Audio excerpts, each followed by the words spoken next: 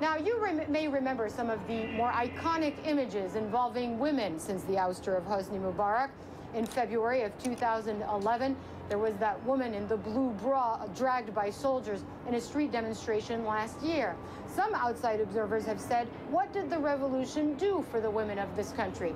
Has their condition and have their rights gotten worse in Egypt? I had an opportunity to speak to some Egyptian women over the last several days, and here's what they told me. In the ladies-only car in the Cairo metro. There are women here, of course, but there is also anger. Has life changed for women since the revolution? 23-year-old Runda says for her, it's become worse. It was better before, she says. Even though you suffered from oppression, now it's difficult for our parents to agree just to let us go out.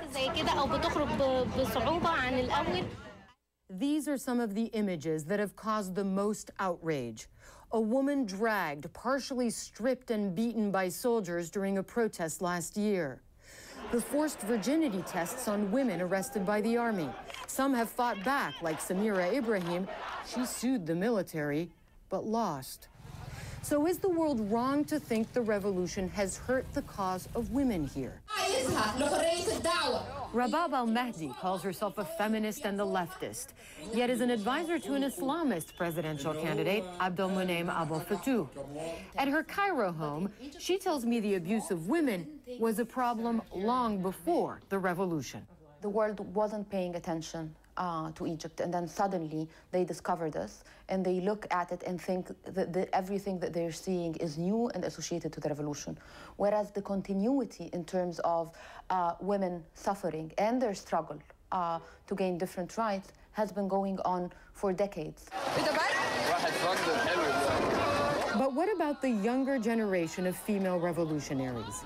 Sarrah Abdelrahman is an actress and video blogger, and she calls herself a revolutionary too in this society that is still deeply conservative. Is there hope for women in the country she says she's fighting for?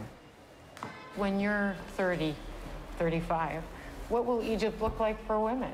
You can't just change a whole society overnight. I mean, it's not Mubarak that was sexually harassing women, it's the people on the street, and people do it because that's their intention. They don't mean well, they're sexually harassing women. Yeah. So in order to wipe that off, it's gonna take time and effort and a lot of patience.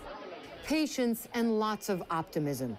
In last November's parliamentary elections, only 8 of more than 500 representatives elected were women. And an Islamist-dominated assembly is considering legislation that would, among other things, strip women of their newly won right to file for divorce. Back in the Cairo metro, ordinary Egyptian women say they just want security, jobs, and respect. As she reached her final stop, when asked who she will vote for in Egypt's presidential election, this woman said, "There's no point in voting at all. I'm going to vote for God." Let's get more perspective now on what this presidential election means, not just for women, but for the country as a whole.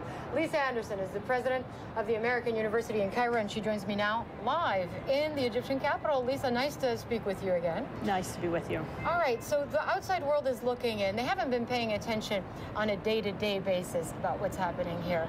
How is the country doing? Is this going to change it? Or, as some people are saying, are we just going to go back to a military-controlled environment? I think there's been a sea change in Egypt, and one of the most delightful things is the extent to which people are completely engaged in trying to figure out who they want to vote for, and trying to make the case for particular candidates and so forth and so on. And politics in public places. Oh, absolutely, and families are debating within each other, so you don't have the head of household telling everyone who to vote for. Husbands and wives are differing, and children and parents are differing, and offices are discussing it. Everybody in the whole country. This might be a new cause of marital discord in Egypt. It could well be. But looking, you still have some pessimism and you still have some doubts and concerns going forward. Mainly that people are saying, I don't have the choice that I want. I would have wanted other candidates. Instead, essentially, the top contenders are either Islamists or former regime members. Should they be concerned? Oh, to some extent, I think one of the things that Egyptians are learning is that democracy never produces the perfect candidate for all 50 million voters. Yeah. So to some extent, we've always made compromises, and one will make compromises.